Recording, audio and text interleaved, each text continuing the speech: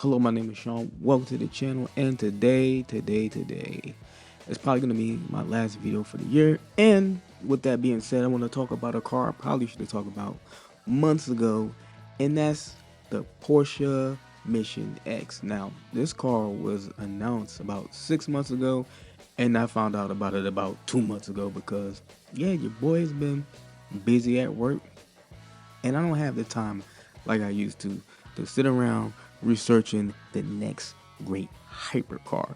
And this one was under my radar because I didn't even sense that this was coming. Well, I kind of did with a video I made years ago. I just didn't sense this was coming this year. And I debated on whether or not I should say anything about it before it actually was released because I wanted to get some of the numbers behind this car and they haven't really given us any. So I'm just going to give my overall opinion and say that this isn't the car I was expecting to see at all. This thing looks completely outside the norm of what you would expect from the likes of Porsche. They are really very, what's it called, minimalistic when it comes to the flavors of their hypercars. They don't go out of their way to make the craziest, most insane looking car. They just make what works. And this is right out of the norm for them. This is not anything like the 918 or the Carrera GT. This is something totally different. And at first glance, this was giving me Ferrari Daytona vibes. Even though these cars are totally different, they were both built around the premise of a sports car that is also technically based around a classic race car from Ferrari or Porsche. The major difference between the two is this is going to be EV. That's right, this is an all electric vehicle, which I wasn't expecting with the Le Mans style doors and a Daytona cockpit. I was thinking that this was going to be a track focused race car. The homologated version of the hypercar class for Le Mans, but that apparently isn't the case whatsoever, at least not to my knowledge. This could be E version for that E class that they have going on Le Mans. At least I think that might be a hybrid class if I remember. I can't really say for sure. All that aside, I started reading some of the literature they had posted on their website about this being the world's fastest car around the Nürburgring Nordschleife. Now that really threw me for a loop because I thought it was going to say the world's fastest road production sports car, which we haven't seen from Porsche in I don't know how many years. They've been chasing this thing about having the fastest car about the Nürburgring for a long time. I don't really find that to be interesting. I don't really care about that. I don't care what the fastest car around the Nürburgring is. I don't live in Europe. I don't live near a Nürburgring, so that doesn't really speak to me as a car guy. I can't really quantify what the fastest car around the Nürburgring is. It could be another Porsche, it could be a Lamborghini, it could be anything under the VW wing. Okay, now let me talk about the design. Overall, I really don't have an issue with it. It's kind of bland, but kind of interesting at the same time. I really do not like those horizontal front lights. I think they're very ugly, and I'm hoping that Porsche will change their mind about it or be forced to change them through regulation or whatever the hell, because that's ugly.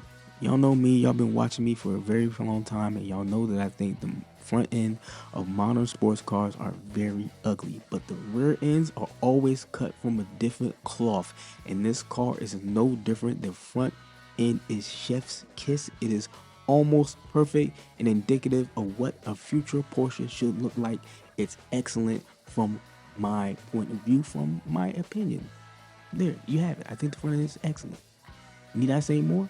I do? Okay. Well, the interior of this car also looks pretty damn good. It's like a futuristic, modern, race-oriented luxury sports car. In my opinion, it has more in common with the Carrera GT style-wise than it does 918 Spider. And I only jumped to that conclusion because of the brown leather interior photos that they put online. Other than that, the actual design of the interior cockpit might be completely different. It's out of my mind right now, so I really couldn't say. So that's my opinion on the design of the car. Now, horsepower and price is something that they haven't given us. I'll just assume that it's going to be around 1,000 horsepower because the last car had 875 horsepower, give or take. So I'm assuming it's gonna be a nice bump. This is an EV, so it might be even higher than I'm expecting. We'll have to wait and see. And the price is probably gonna be, let me guess, ballpark around $2 million.